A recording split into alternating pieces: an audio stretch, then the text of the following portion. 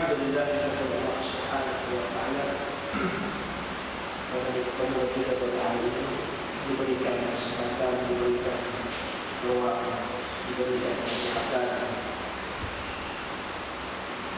diberikan kemudahan untuk kita bersama-sama berkumpul menggunakan salat maghrib berjamaah dan seterusnya dalam kemudahan menjadikan bab tajuk fiqh al-jinayah. Tuan-tuan yang dirahmati Allah, sebelum kita teruskan kuliah kita pada hari ini,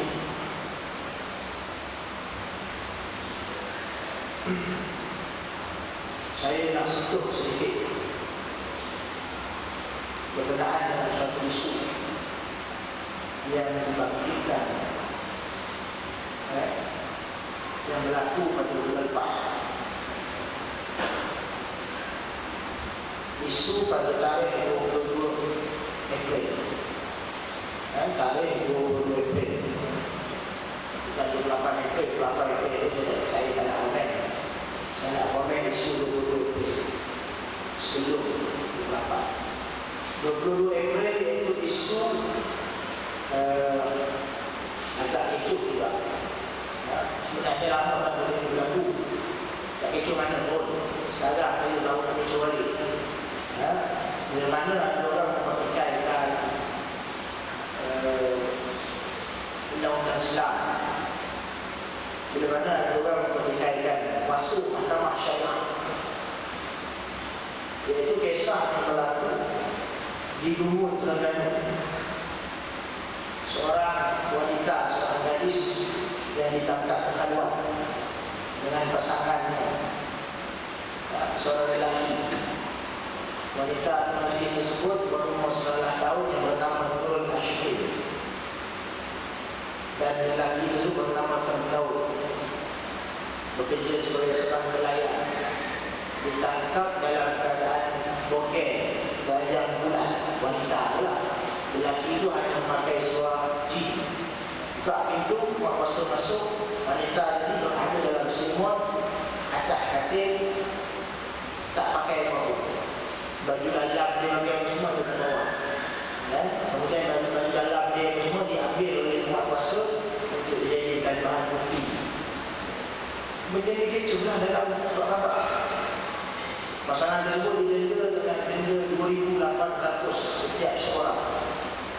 Sebab undang-undang ta'zir dalam mahkamah putusan mahkamah syariah dalam negeri-negeri di Malaysia ini, penjara tidak melebihi 2 tahun, denda tidak melebihi 3,000, dan sebatan tidak melebihi 6 sebatan. Tunjukkannya itu ialah denda 2,800 setiap seorang. Nelayan nak bayar denda ni 2,800. Cuma yang orang masuk ke dalam Facebook, orang masuk dalam internet, dalam blog, bagai semua, dia kata cukup-cukuplah mengaitkan orang. Dah nak ada denda 2,800, nak bayar mana dulu? Kalau sakit itu kan, nak bayar mana? Pergi buat maksiat apa? Satu, dah kena denda tu cukuplah, buat mengaitkan lagi. Tulis nama pula tu turun asyik. Saya sebut ni, ada dalam mana masuk video satu Malaysia ada. Saya sebut lagi turun asyik, umur 19 tahun. Firdaus umur 30 tahun. Orang yang kenal Nurul Ashqi yang duduk sebelah rumah yang di Dumun saja yang tahu. Orang Nurul tahu ke Ashqi mana? Orang Pahang tahu ke Ashqi mana? Orang Kedah tahu ke Firdaus mana? Nelayan Firdaus di Dumun tu beratus orang. Yang duduk sebelah rumah dia, yang tahu dia. Yang tak ada sebelah rumah dia tak ada. Satu, yang kedua ni tuan-tuan, menyebut nama pelaku maksiat dan menyebut kesalahan yang dilakukan tersebut sebenarnya adalah termasuk dalam salah satu peruntukan ta'zir dalam undang-undang Islam. Maknanya tak salah menyebut nama dia dan menyebut kesalahan yang dilakukan. Apa dalilnya? Dalam surah An-Nur ayat 2, Allah Subhanahu wa taala menyebut az-zaniyatu waz-zani fajlidu kulla wahidin minhuma mi'ata jaldah. Penzina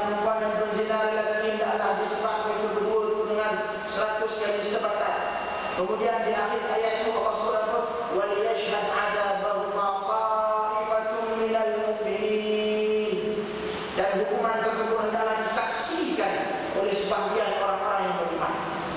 Ini baru sebut nama yang Allah sebut saksikan. Orang beriman ditengok dia disepat. Bila dia disepat, pesalah disepat, tak ada sekuk muka dia dengan bagi dah. Tak tutup muka dengan bunyi. Buka, open. Orang tengok keliling ni, dia disepat.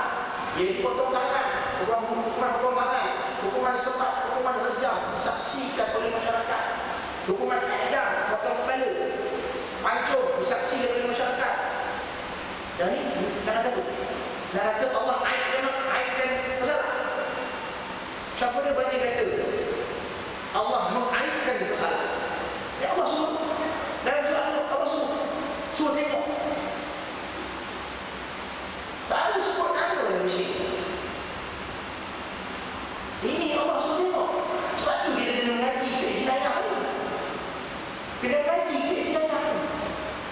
Tak usah masuklah sentimen politik bagi semua tu. Tak payah masuk semua. Tak payahlah kita nak buat satu tuduhan bagi semua ni ustaz ni mengajar fitnah yang mesti ustaz ni orang kuat parti. Tak payah. Saya tak ada apa dan tak ada apa-apa jawatan pun dalam parti mana parti politik pun. Yang saya bawa apa yang Allah sebut, apa yang Rasul sebut, apa yang ulama bawa. Ni yang saya bawa. Kena ngaji, kena ngaji. Baru tahu, kalau tidak bolehlah kita bercakap dan tak rasa emosi.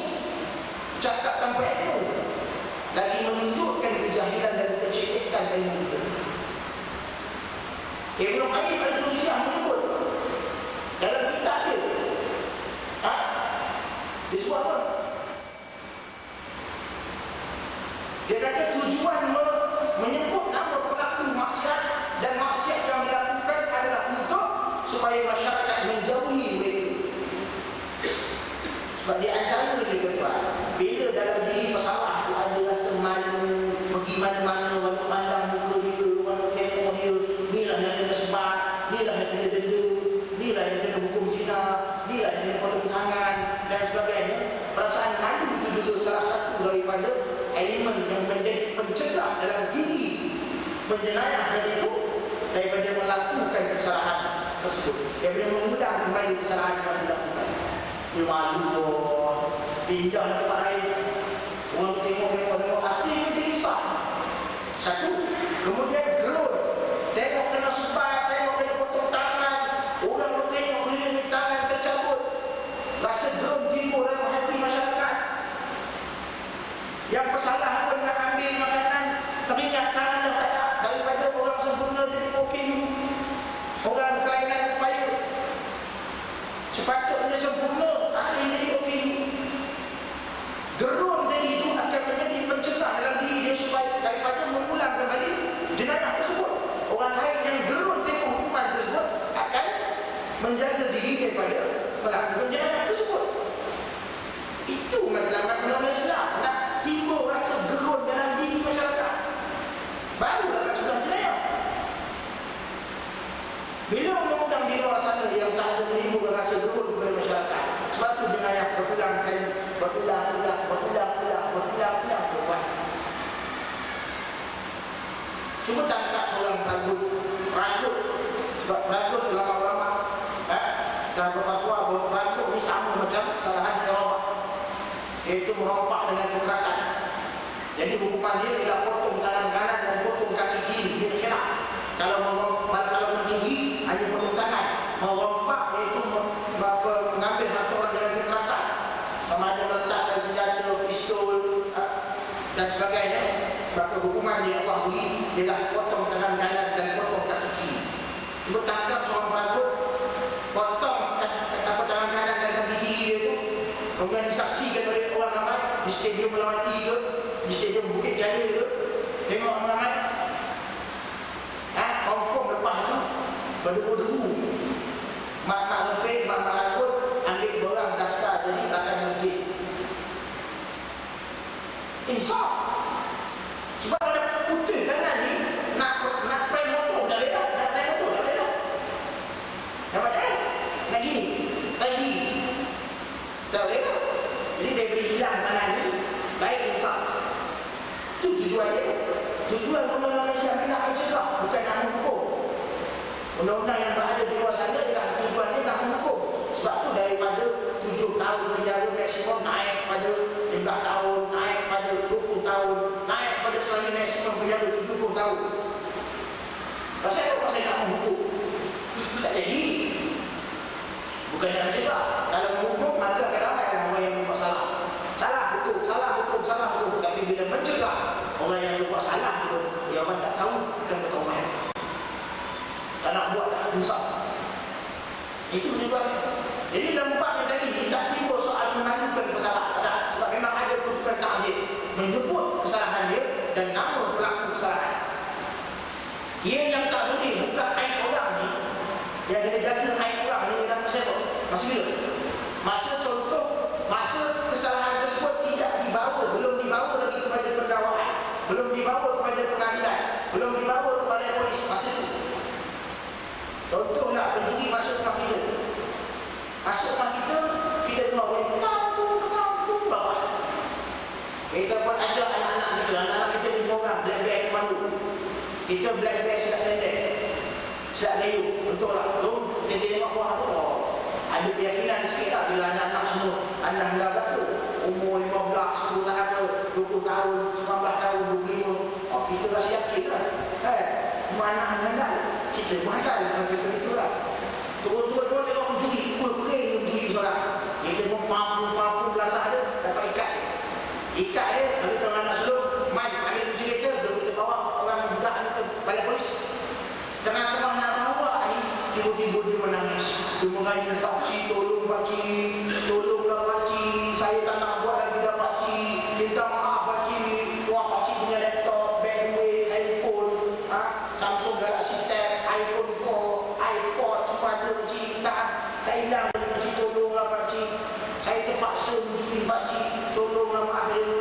Anak dia kata, ya, maaflah dia ya, sian tengok dia. Okey, tak apa. Pakcik maafkan kamu kali ini. Bila dia dilepaskan, maka dua benda tak boleh berlaku ke atas dia selepas. Apa dia? Yang pertama, dia tidak boleh dibunuh. Sebab dia diampunkan sebelum dibawa kepada pengadilan. Kalau dia dah dibawa kepada pengadilan, pendakwaan dah jatuh hukum, ampunlah macam mana pun, tetap tak boleh menggugurkan hukuman. Hukuman kena dijalankan. Sebab itu hak Allah tak boleh diampun. Hudud tak boleh diampunkan. Tak boleh digugurkan dengan pengampunan. Kisos lain. Jadi orang tadi tak boleh dibunuh. Satu. Sebab dia diampunkan sebelum dibawa kepada pengadilan. Yang kedua, aib dia tak boleh dibuka. Ini yang kita kena jaga. Ini yang nama dia tak boleh didedahkan, identiti dia tak boleh diberitahu, kesalahan dia tak boleh dihebahkan. Sebab kita dah maaf dia sebelum dibawa kepada pendakwaan, sebelum dibawa kepada pengadilan di mahkamah. Bukan maknanya lepas maaf dia, besok pagi kita pergi makan roti canai dekat kedai Pak Mat. Man, dah punya. Kau tahu tak semalam? Rumah aku masuk juri. Lah, itu hilang barang. Tak sempat dia nak buat lari barang. Maaf lah anak-anakku semua, ingat emas, suka isi. Black bag, taekwondo orang yang semua. Tak sempat. Dapat belasah tu, boleh ke? Lepas tu, ikat dia semua, baru dah serah ke balai polis. Ya, kita orang maaf dia. Maaf dia, bagus. Siapa dia? Ada anak Pak Imam. Bukan Pak Imam sini, Pak Imam tempat lain. Anak Pak Imam, anak sulung Pak Imam yang mau keluar dari pusat terhenti. Oh, si Rashid. Rashid. Ini yang tak boleh. Ini yang berdosa besar kata orang tadi, mengaibkan orang tersebut, membuka aib dia. Sebab dia dah diampunkan sebelum dibawa kepada pengadilan. Maka Allah laknat orang yang macam itu, yang buka aib orang. Bila kita dah ampunkan dia, sebelum dibawa kepada pengadilan, sebelum dibawa kepada balai polis, selesai masalah. Lepas dia bebas dia. Tapi bila dibawa kepada pengadilan, dibawa kepada mahkamah, hakim dah jatuh hukum bagi itu semua, maka salah satu daripada peruntukan Indonesia, peruntukan ta'zir, ialah menyebut-nyebut, mengumumkan pelaku kesalahan dan kesalahan yang dilakukan. So tak ada masalah kalau sebut nama orang sikit ke tahu tu. Dengan perasaan main menjadi itu akan menyebabkan dia mencegah dirinya daripada mengulangi perbuatan tersebut. Sebab itu Allah suruh wa yashhad 'adzabahu ta'ifatun minal mu'minin. Hukuman hudud yang tidak dilaksanakan mesti dilihat, disaksi oleh orang-orang yang beriman. Allah suruh tengok. Bila tengok ni maknanya tak ada tipu dah nak. Jangan tengok lah, jangan tengok. Malu dia sial dia. Kita mesti belakang. Tak ada, suruh tengok. Tak timbul perasaan, tak timbul apa masalah malu ke apa tak. Itu bila kita tak faham, bila kita tak ngaji, maka kita akan bercakap berdasarkan hawa nafsu kita. Islam bukan berdasar kepada sentimen kacing-kacing tak. Loksia dia dulu dalam dulu sebut nama dia, malu dia, aku lah orang, aku dah buat pasal, aku orang ramai ni guna Islam tak. Kacing-kacing ni tak main. Sebab itu kalau orang yang berubah daripada tidak baik kepada baik akan dasar apa? Dia kacing sejaklah tentu. Bila baca, bila zikir Asma'ul Husna ke, zikir belagu-lagu, mengalir air mata kacing, asal jatuh dia berubah. Keluar masjid, hilang dah. Dalam masjid, zikir belagu-lagu, pakai semua tancap, pakai semua kan. Oh, sampai Tok Imam pun menyanyi. Meleleh air mata berzikir macam tu, kita pun dengar, kita menangis. Bukan pasal apa? Bukan pasal kita risau dosa kita, pasal mendayu-dayu untuk imam bawa zikir tadi tu, kita pun menangis. Maka sekejap meleleh air mata macam tu, dia keluar masjid, selesai. Mana? Petang ni kita bergembit, jom. Nak berubah dia mesti ada rasa, mesti ada mujahadah, mesti istiqamah dalam diri, mujahadah, sungguh-sungguh nak berubah. Tahu betul? Lepas tu dia tengok komen-komen sebut kalau usia dia tak cing tak main. Kalau ikut undang-undang Islam tu, ikut fiqh al-jinayah yang betul-betul, boleh kita menyebut nama dia. Hakim mahkamah boleh sebut nama dia, boleh war-warkan, boleh umumkan kepada masyarakat siapa yang melakukan maksiat tersebut. Ini dia adalah perbuatan yang termasuk dalam undang-undang Islam. Saya tahu. Jadi kita sambung kuliah kita. Sambung kuliah kita dalam bab masih dalam pengenalan undang-undang Islam, muka surat 4, muka surat 16. Muka surat 16 perkara 4. Muka surat 16 perkara 4.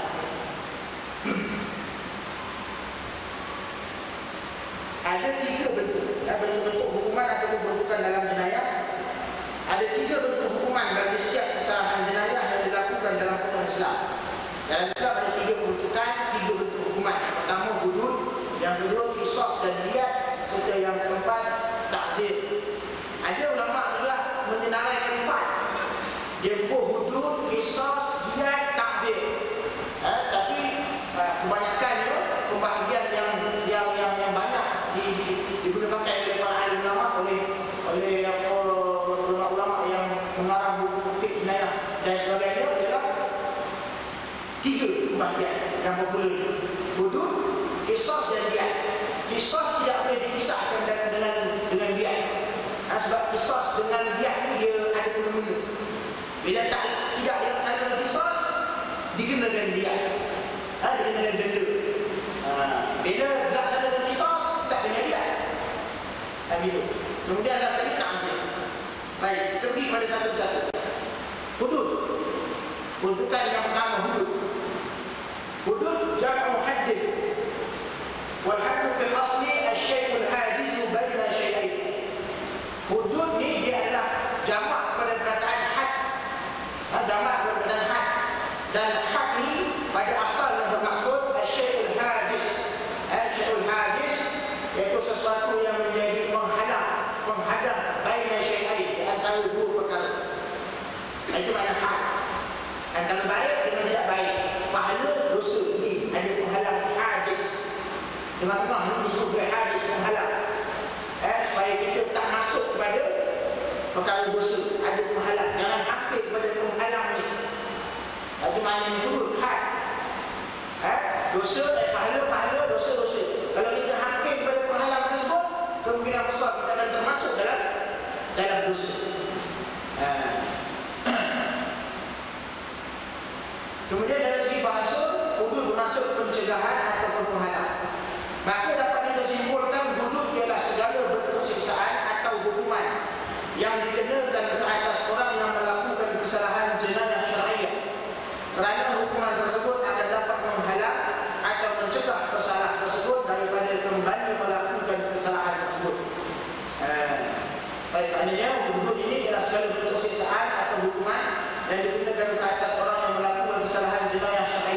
kerana hukuman tersebut akan dapat menghalang atau mencegah kesalahan tersebut daripada kembali melakukan kesalahan tersebut. Inilah yang dimaksudkan dengan gurur.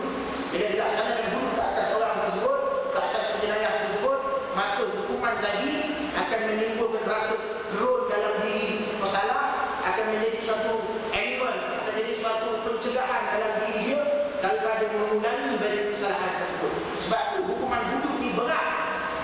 Kesalahan hudud ada tujuh kesalahan tu, hukuman dia berat. Bila orang tahu ni, potong tangan.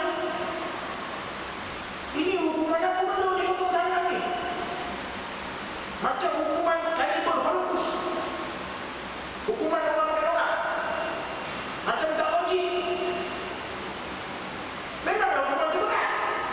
Sebab maklumat dia tujuan dia nak cegah daripada masyarakat, cegah masyarakat daripada buat jenayah tersebut. Bila orang potong tangan, nak ambil potong tangan tu, nak ambil barang ni, ingat potong tangan, dapat tangkap potong tangan. Zaman ni kan tak nak buat tu dia. Ini dia lah nyara dia setakat 3 tahun 5 tahun lah duk nyara saya tu aman putra, makan free, tidur free, api air kaya bayar, ada gimnasium pakai apa semua, kegawan ramai, ada kuliah maghrib ustaz datang dia bagi kuliah pakai apa semua, makan masa sedap, makan daging ada daging, ada ayam, tapi sekali je lah kan, tak kira lah pakai juga. Lepas tu penjara kajang tu, bantuan yang dah nak hampir keluar ni dilatih supaya boleh buka spa, salon, boleh gunting rambut orang, boleh jalan rambut orang, boleh buat macam-macam. Penjara kajang tu, kita tengok dalam ada spa, tapi untuk perempuan ada, lelaki dia masuk. Pasal tukang menandakan itu perempuan. Kalau orang kata bukan bagi bantuan dan kepala orang, nanti disembelih kepala orang ni, tu bantuan yang dia nak keluar. Sebulan dia keluar lah, takkan dia nak sembelih kepala orang. Dia nak keluar lah. Bukan bantuan yang hari ni masuk, besok semua dia pergi kerja dekat spa. Itu confirm dia sembelih kepala orang. Dia nak keluar kan, kena penjara 18 tahun, suruh buat penjara spa, nak keluar. Tu, dia ajar macam-macam, itu di penjara. Lepas tu orang nak takut, ambil kan, curi kan. Tapi bila potong tangan, ini nak ambil orang tu, ingat potong tangan. Sebab tu berat, sebab tu orang tu nampak berat, memang berat. Pasal tujuan undang-undang Islam nak cegah jenayah. Macam kita selalu duduk sebut dalam khabar atau apa ke, dalam halaqah ke, dalam forum-forum kita sebut bagaimana cara ustaz. Kalau ustaz dapat beri suatu contoh, suatu kaedah, suatu cara untuk supaya golongan remaja ni tidak terjebak dengan masalah sosial dan masalah-masalah moral. Apa cara ustaz? Ada tempat. Poin tu apa? Untuk cegah tu. Untuk cegah. Dia yang pening-pening bandar lah, dan dia macam sebut je apa yang ada dalam keputusan Allah Subhanahu Wa Taala, dapat cegahlah remaja-remaja ini dia bertugas dengan benda-benda maksiat, masalah moral dan sebagainya. Ini kita sebenarnya kita perlu kembali kepada zaman datuk nenek moyang kita dulu. Maaf sebut dalam zaman datuk nenek moyang apa apa benda dulu. Kita kena pantau dia, kita kena beri nasihat dia, kena counseling dia. Sekali kita kena duduk sama-sama dengan dia, borak-borak dengan dia, makan sama-sama, baca buku sama-sama. Setakat dalam rumah boleh tak dalam rumah tu. Kita nak kembali tu 24 jam. Tapi bila ada keputusan Allah Subhanahu Wa Taala dilaksanakan di luar sana tu, dalam rumah kita boleh jaga, di luar sana tu siapa jaga? Peruntukan Allah tu lah yang jaga. Laksanakan, insya-Allah dapat cegah jenayah.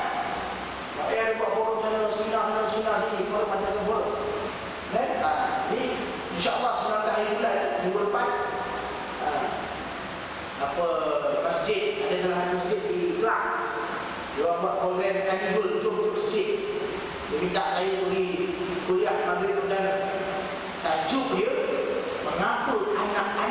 menderhaka kepada ibu dan ayah. Ada tu. Saya pun mereka derhaka kepada ibu dan ayah.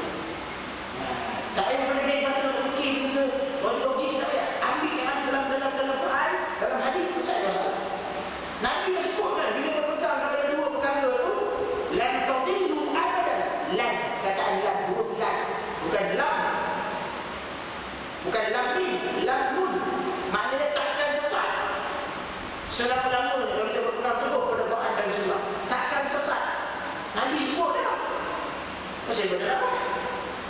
Macam contoh Allah sebut walan tarda ankal yahud wal nasara. Yahudi takkan reda dengan orang Islam ni. Nasrani takkan reda dengan kita di semua di sini kita mengikut agama mereka, cara hidup mereka. Jadi itu suatu buat dah. Kita jangan damai hanya kita damai sini tu ya. Orang yang damai lah. Dengan Yahudi Israel. Ada jadi. Sebab ada sebut lan walan tarda. Lan nun. Maknanya takkan. Ini masalah bila kita tak kaya dengan Allah.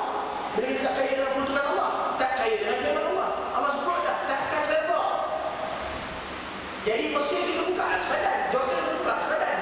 Masuk dalam main jihad. Baru dia lagi. Ini kita buat perjanjian damai.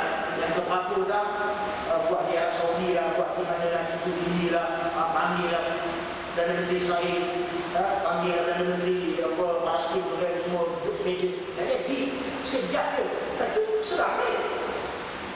Sebab bacaan dia ni bermaksud takkan berlaku. Kata contoh orang sebut orang kita dah sembahyang belum, salat tak? Dalam bahasa Arab lam usalli ba'du. Kita sebut lam usalli. Lam usalli maknanya belum sembahyang ni, maknanya akan sembahyang. Kataan lam. Kalau lan maknanya kita akan sayang sampai dulu. Itu maksudnya. Jadi Quran dah sebut, Nabi dah sebut. Masih lagi kita nak ikut keintelektualan kita. Nak ikut lagi fikiran kita, kepala kita ni. Tak nak ikut Quran dan Sunnah. Itu masalah. Itu yang timbul undang-undang hukuman kepada perogol daripada mula-mula hanya penjara, kemudian sepat, tambah selatan, kemudian naikkan jumlah penjara tu maksimum. Kemudian last sekali ada pula apa di antaranya yang cadangkan nak pakai kawat besi ke bagai. Pakai kawat besi. Maknanya bila dia nak rokok lah, tak boleh rokok pasal nak pakai kawat besi. Lepas tu kunci kawat tu tak ada, tak balai polis. Bayang kalau dia nak menderak, nak kencing. Menggagau dengan jalan balai polis balik dia simpan kunci ni. Sampai sampai dia tuk dah tak tahan tu. Apa nombor siri kawan kau berapa? Mangkap tu tak. Habis satu kunci dah dalam dah tu tak payah tu perangai tu. Cadangan kemasyarakat. Dari mana? Dari pelotak. Daripada manusia yang memang serba-serbi kurang, serba-serbi tak sempurna. Melayu daripada peruntukan Allah yang sempurna. Guna akal fikiran yang tak sempurna. Apa itulah kali nak kasih. Nak mandul orang tu. Mana tak cadangan? Indonesia ni, Indonesia ni memang buka permohonan sesiapa yang nak mengkasihkan diri sendiri. Pasal rakyat tu ramai sangat, orang tu juta.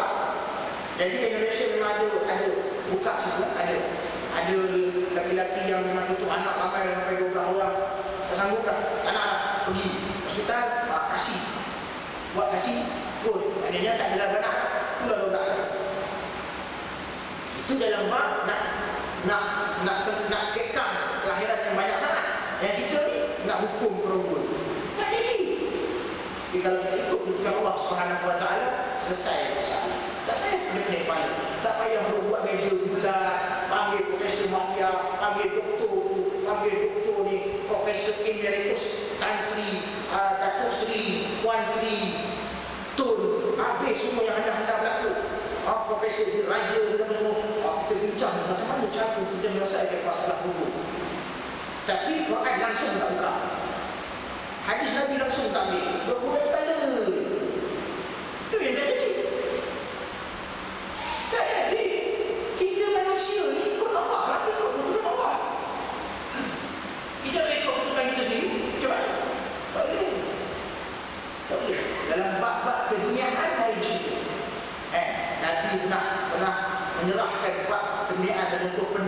dengan pohon-pohon kurma habis buat pada masyarakat manusia untuk buat benda masa kita lebih alif teknologi.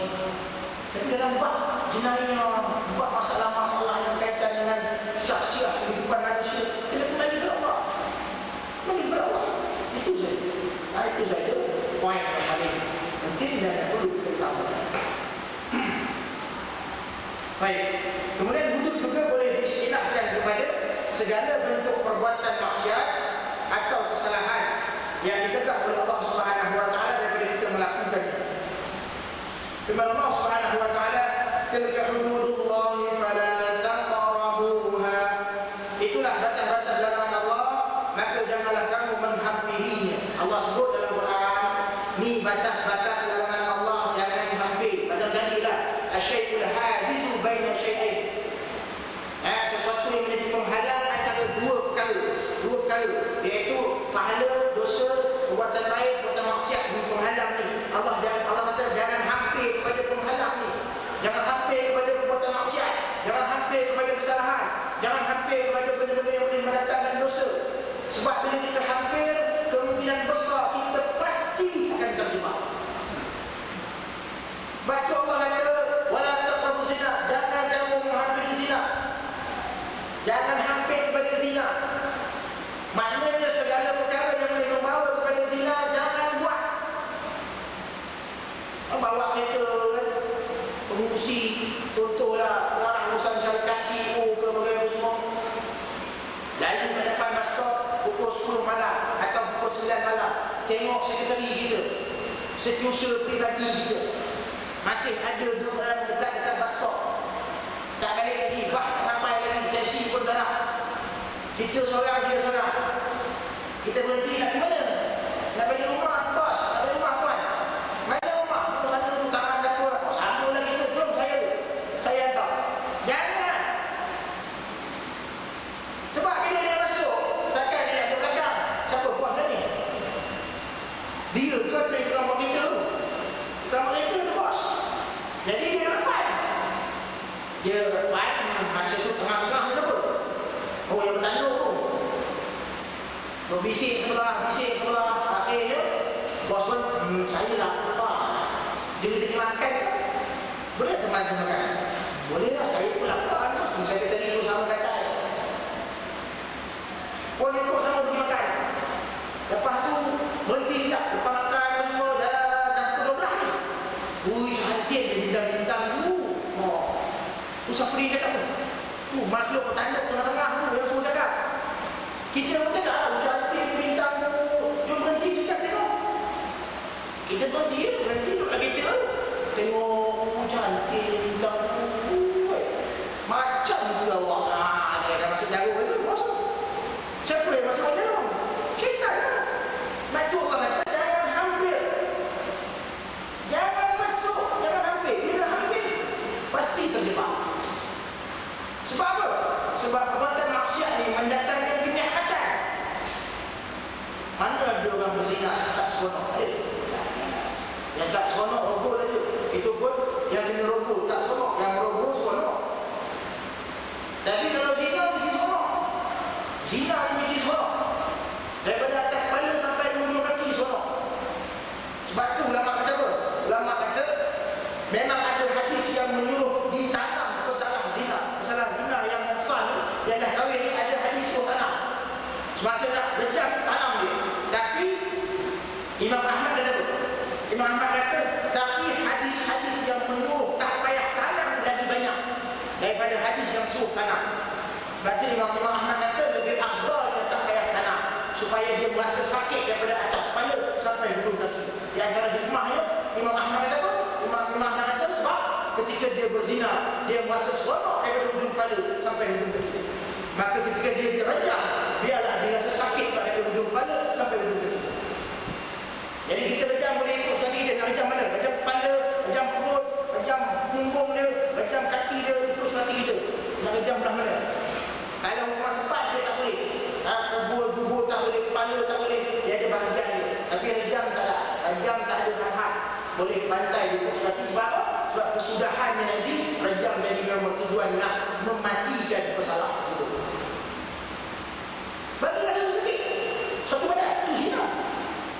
Sebab dia seronok satu badan. Sebelum berzina, Muhammad lagi menari sana, berlari sini, kus-kus matahari lah, bagaimana semua, berdansi, berjoget-joget. Itu baru masuk dia satu, dia dua, dia tiga, dia empat, dia lima, jalan, butuh hati. Itu zina. Dia seronok. Bila dia seronok, lagi dia sakit satu badan. Lepas tu jangan ambil. Zina seronok, seronok. Naik mana? Bila mana? Seronok, seronok. Naik mana? Tak semayang, seronok, seronok. Orang lain semayang, panah-panahan. Oh, tengah-tengah habis, pergi semayang suhu. Allah, Akbar, panah, betul, semua. Kita duduk rehat dalam bilik, tekon, semua. Seronok, tak semayang. Benda ni seronok, seronok. Dapat duit, dapat apa semua. Sebab tu orang boleh berdebat dengan perbuatan maksiat. Pasal adanya keseronokan dan kenikmatan. Pasal itu Allah kata apa? Fala taqrabuha, jangan hampir. Hampir je pasti terjebak. Jadi bila tengok je sekali kita duduk seorang tu, macam mana buat? Kalau kesian kat dia, tolong teman duduk dalam kereta, dia ada dua, satu. Ataupun kita telefon taksi. Ada nombor taksi tak? Tak ada. Lah itu, tak apa, saya telefon. Saya ada nombor taksi. Telefon lah. Taksi pun datang. Terima kasih bos, sama dah, besar. Besar. Jangan pergi ambil dia. Contoh kita nak buat kerja, nak buat time sampai pukul 12 malam. 28 sekretari kita tu sibuk nak buat kerja. Wani, dia bos. Tak balik lagi. Kerja banyak. Tak apa, untuk besok boleh selesaikan. Balik. Tak apalah bos, saya temankan bos buat seorang. Jangan. Wani tolong buat air lah. Air kopi. Saya ngantuk lah. Sampai air kopi kita melihat. Waduh. Lemu pula badan. Belum lembut je. Jalan. Siapa yang suruh? Yang tanduk tu suruh. Sebab tu Allah kata jangan ambil. Ikut. Contoh kalau kita pergi rumah orang kan. Kita nak hukum mak dia. Ni mak dia keluar. Mak ayah dia keluar. Tinggal anak dari seorang. Umur 17 tahun. Pakcik, kenapa pakcik? Oh, nak jumpa mak ayah tu? Tak ada dah pakcik, dia dah keluar dah. Jumpa pakcik datang 2 tahun ni, 3 jam naik kereta ni. Telefon ayah kau tak berangkat. Telefon mak kau pun tak berangkat. Ingat kat kau, ada mak. Tak apalah pakcik, naik dulu, tunggu dulu. Jadi kau kaya tak balik. Jangan apa pasal. Walaupun anak kau baik sendiri, kita pun naik. Yelah tak apalah pakcik naik. Walaupun umur kita 58 tahun, jangan buat makin tua makin minyak. 58 tahun tu jalan. Jadi kita pun naik tunggu dekat dalam rumah. Bila orang datang tengok, buat apa ni? Malam kita tak buat apa-apa, kita nak. Dan pada tidak pun, bila kita naik, kita hujan, sejuk, angin bertiup, sekui-sekui basah. Jadi dia tak apa lah. Pakcik dia kedai papan depan juga. Minum kopi sana. Nanti kalau ayah dah balik, dia pun pakcik. Itu kaedah dia. Itu cara kita buat. Jadi maknanya, bila Allah kata jangan hampir. Ingat betul. Dan Allah SWT. Kemudian hukum dari sudut istilah mula ialah keseksaan atau hukuman yang bentuknya telah ditetapkan oleh Allah SWT, yang wajib dilaksanakan bagi tujuan menjaga hak Allah, atau dengan kata lain disebut juga sebagai menjaga kepentingan awam atau umum. Maknanya tuan-tuan, hududnya ialah bentuk kesalahan, bentuk hukuman datang daripada Allah SWT dan ditetapkan oleh Allah SWT. Contoh, 7 hukuman. Kesalahan hukum ni ada 7 yang bawah.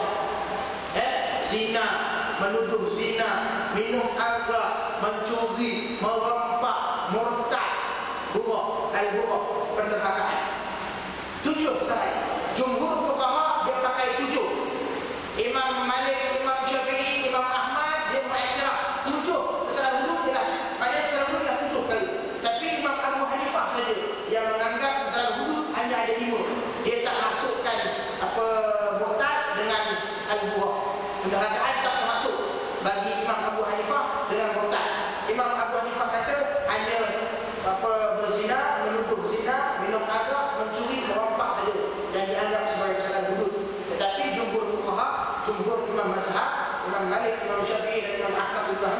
mengatakan kesalahan hudud adalah 7 perkara. 7 kesalahan ini bentuk hukuman, bentuk kesalahan ditetapkan oleh Allah Subhanahu wa taala. Jadi kesalahan hudud ini ada 7. 7 yaitu zina, minum haram, mencuri, merampas, murtad dan penderhakaan. 7 kesalahan ini datang daripada Allah. Bentuk kesalahan dia 7 kesalahan dan bentuk hukuman itu datang dari Allah Subhanahu wa taala. Jadi sebab tu bila kesalahan hudud ini dibawa kepada pengadilan, tidak boleh maaf hingga ke itu. Dia dah sabit kesalahan dan hukum tak boleh maaf dah. Tak boleh nak ampun dia tak. Tak boleh kalau lepas dia saya tarik bagi jawab saya tak boleh. Memang kena jalan. Sebab dia peruntukan Allah Subhanahu wa taala. Tujuan dia nak jaga hak Allah dan nak jaga kepentingan umum, kepentingan awam, masalah umum, masalah awam. Contoh zina hukuman dia bagi pihak berat-berat ke hudud. Zina hukuman dia yang belum kahwin sebat sampai mati, yang sudah berkahwin rejam sampai mati. Kemudian menuduh zina tanpa bawa 4 orang saksi, hukuman dia ialah sebat 80 kali sebatan. Kemudian minum arak, hukuman dia ialah 40 kali sebatan atau 80 kali sebatan. 80 kali sebatan atau 40 kali sebatan. Zaman Rasulullah, zaman Abu Bakar dan zaman Umar, di awal-awal pemerintahan Umar sebatan arak 40 kali sebatan, tapi di akhir pemerintahan Umar sebatan dinaik kepada 80 kali sebatan. Ada orang buat syubhat sendiri. Orang kata apa? Tengok, itu hudud peruntukan Allah. Allah yang takkan, Nabi katakan pasal itu Umar dinaikkan hukuman lah 40 lah. Tuan-tuan kena tengok balik sejarah, tengok balik sebab tu Umar naik tuan-tuan. Pertama disebabkan ketika itu orang dah makin banyak minum arak, yang dah kena sebab berkurang banyak minum arak situ, itu tak beda sangat. Yang kedua ni Umar naik dari 40 kepada 80 sebab Rasulullah SAW pernah menyebat peminum arak dengan sepatu, dengan sandal Nabi, sepasang sandal. Sepasang apa? Dua kasut, dua sepatu Nabi sebat. Pukul sekali. Nampak dia jauh memang pukul sekali, kainan sekali, tapi yang pergi dua sepatu. Jadi bila sampai 40 kali, memang 40 kali hairan, tapi yang pergi 80 lah. Jadi Umar naik berdasarkan peristiwa tadi. Berdasarkan peristiwa semua. Bukan Umar naik. Tu yang jadi 80. Kalau tidak, Umar naik 120. Kalau Umar naik 120 ke, 180 ke, tapi tak, Umar naik kepada 80 saja. Pasal berdasar peristiwa tersebut. Lepas tu bila nak sebat penzina pun, sebatan tu, rotan tu tak boleh. Rotan yang contoh kita dah pukul meja kan, wah, kan bercerai sampai 8 dia punya ceraian tu, dia pukul penzina. Wah, nampak kan satu hairan, tapi dah 8 lagi sampai 100 dapat dia dah. Tak selesai. Tak boleh. Rotan tu kena betul solid, betul tak pecah, tak apa, pukul sekali. Itu minum arak sebab 40 atau 80, kemudian mencuri, potong tangan, dan kemudian merompak maknanya mengambil barang orang atau mencuri dengan kekerasan, letak senjata, letak pisau dan semua, dengan kekerasan, gabung tarik tandang motor, gabung berjumpa dengan kekerasan. Maka hukuman dia, kalau dah orang tadi itu mati dan barang tersebut dapat diambil, dia curi barang dengan mati orang tersebut, maka hukuman dia ialah bunuh di atas kalang, kayu palang, salib. Ada ulama kata dia dah dipalang, disalib 3 hari sebelum dibunuh. Kena beritahu seluruh masyarakat, sampai masyarakat dah tahu dah, orang kena palang, orang tengok dia 3 hari baru dibunuh. Ada ulama kata bunuh dulu baru palang. Tapi pendapat yang paling tepat ialah palang dulu, salib dulu, palang dulu, gantung dia dulu sampai orang semua tengok dia baru dibunuh. Sebab lepas tu dia dah mati, kena segera selesaikan urusan kebumian dia, tak boleh 2-3 hari bulan ni. Jadi pendapat yang paling tepat palang dulu. Kalau dia membunuh saja, barang tak ambil, maka hukuman dia qisas. Sama juga, dibunuh. Dan kalau dia letak bunuh, tak cedera, tapi dia letak pisau tak leher orang, dia ambil barang dalam keadaan orang terpaksa bagi dalam keadaan terpaksa, pasal ada pisau dekat leher dia, maka hukuman ni lah yang dikatakan potong tangan kanan, potong kaki kiri. Mencuri saja potong tangan sebab dia curi siap-siap. Tuan punya barang tak tahu. Ini tuan punya barang tahu. Letak barang lagi, letak pistol.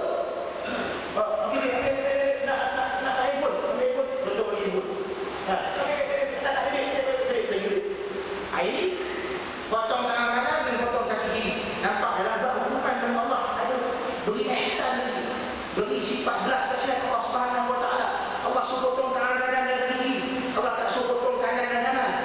Kalau potong tangan kanan dengan kaki kanan, jawabnya kita berjalan sengit, balancing tak betul, gini jalan. Tapi Allah suruh potong kanan dan kiri, jadi stabil lah. Kemudian kalau dia tak ambil barang dan juga tak bunuh orang, tapi dia menakut-nakutkan orang, wah, itu kan ambil pisau, oh, itu kan, ambil pisau, mana barang kau, mana barang, orang ini bawa, tak payah lah, handphone, CCTV, Nokia 3310, ini bukan iPod ni, ini iPod, dan mana benda-benda ni, Cina punya, tak payah, tak nak ambil lah, tak nak ambil barang dia. Jadi dia takut apa juga, dia menakut-nakut orang dengan senjata dia, maka hukuman dia buang daerah atau penjara berdasar pada kesepakatan ulama. Itu murtad. Kemudian murtad, man badala dinahu faqtulu, siapa tukar agama bunuh. Nabi kata siapa tukar agama bunuh. Bunuh selepas diberi nasihat 3 hari. So masuk Islam, masuk balik Islam, masuk balik Islam, masuk balik Islam. Lepas 3 hari tak nak keluar, masuk bunuh. Tapi ada ulama kata, kalau kita orang yang murtad tu lahir-lahir saja Islam, mak bapak ada Islam, datuk nenek moyang Islam, keturunan dia semua Islam, memang dia orang Islam asli. Bila dia murtad, orang begini, ulama kata tak payah bagi warning, bunuh terus. Sebab dia terdidik dengan Islam, darah dalam tubuh dia darah Islam. Pasal apa dia murtad pula?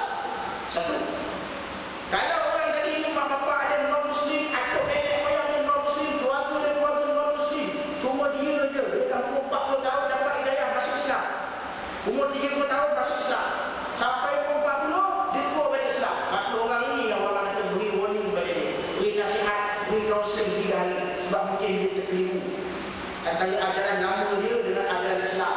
Tak siapa nak ajar dia, tak siapa tolong dia tension, dia fed up, ancaman daripada kaum dia lagi bagai semua. Akhirnya dia keluar Islam. Jadi orang ni beri kaunseling, beri motivasi, beri jaminan keselamatan. Lepas dia itu dia masuk dalam Islam, selesai masalah, dia ditakzir saja. Ni kalau kita betul ni yang orang Islam dari awal murtad, hancur balik tu, bunuh. Kemudian al-qurah, pendahkaan ada pemberontakan. Hukuman dia perangi orang tersebut sampai dia kembali semula ke jalan Allah Subhanahu wa taala. Berat-berat kata hukuman tu, 7 kesalahan tu berat-berat kata. Sebab tu berat, pasal nak cegah daripada buat 7 ni. Kata 7 perkara ni amat dibuang dalam masyarakat. Setakat kesalahan kecil takzir biasa je. Ini kalau 7 kesalahan ni dapat dielakkan. Rompak, mencuri, zina, menuduh orang, minum arak, murtad, memberontak, dapat cegah 7 benda ni, selesai, aman masyarakat. Lepas tu 7 perkara ni, 7 undang-undang ni, bila dah dibawa kepada penentukan, bila dah dibawa kepada pengadilan, dibawa kepada pendakwaan dan disabit dengan hukuman, maka tak boleh lagi dah nak diampun-ampun, tak boleh. Sebab kalau kita lihat ada satu kisah dulu kan, seorang lelaki pernah mencuri. Lelaki itu perempuan, ingat perempuan yang mencuri alat kelengkapan perang tentera muslimin. Kemudian dapat tangkap, kemudian dibawa kepada Nabi, nak jatuh hukuman potong tangan. Waris dia, kaum keluarga dia berjumpa seorang sahabat, tolonglah minta syafaat dengan Nabi, tolonglah bayi, jangan dipotong tangan dia, tolonglah. Sahabat ni berjumpa Nabi dengan perak, dengan tegas dengan Nabi dan dia kata, Nabi kata, kalau Fatimah binti Muhammad itu mencuri, la qata'tu yadaha. Kalau Fatimah anak aku sendiri binti Muhammad, Fatimah binti Muhammad itu curi, akan potong tangan dia. Ni kata Nabi. Maknanya Nabi sendiri tak boleh diampun ke atas orang yang telah dijatuhkan hukuman potong tangan dalam peruntukan hudud. Tak boleh. Hudud daripada Allah Subhanahu wa taala. Dan kita kena faham jelas-jelas bahawa hudud Allah turunkan untuk jaga masalah, jaga negara kita, jaga masyarakat, supaya tidak mahu buat benda-benda ini semua, supaya mengelak diri daripada buatnya, supaya mengelak diri, jaga anak isteri, jaga diri daripada zina, daripada menyentuh zina, daripada minum arak, daripada mencuri, daripada merompak, daripada tubuh agama, murtad, dan daripada memberontak. Jaga 7 perkara ni, tahu aman negara, tahu aman masyarakat. Ini sikit-sikit tak boleh dah, tak boleh nak berjalan malam, tak boleh orang